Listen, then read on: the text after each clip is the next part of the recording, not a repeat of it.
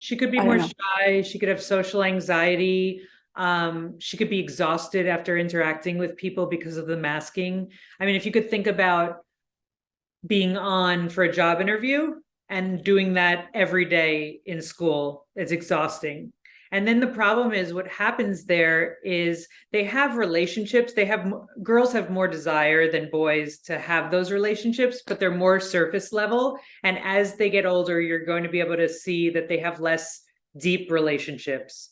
And then even if they are really good at masking, and especially if they're really good at masking, these girls can feel extremely isolated because they have these friendships, but they're not being truly seen by anybody. And that's very isolating.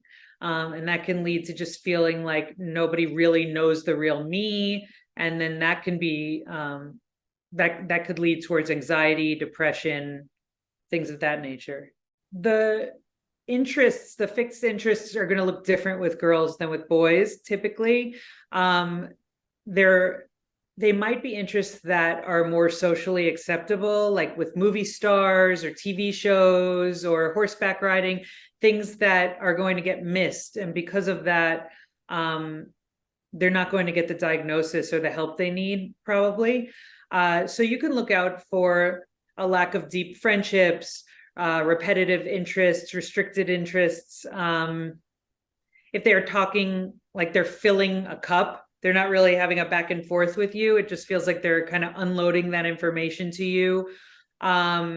They could have more sensory sensitivities, uh, revolving around food and things of that nature. They can also have more really restricted interest in actual people. So they can glom onto certain friends and be what I call an octopus friend, which will eventually turn people off.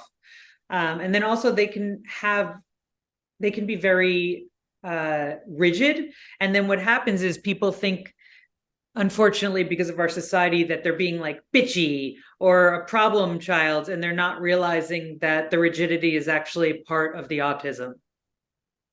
And then because of that, and because they're not so clearly identified and diagnosed, they could feel like they're a bad kid, um, and and then that can make them have negative self-esteem, isolation, depression, things of that nature.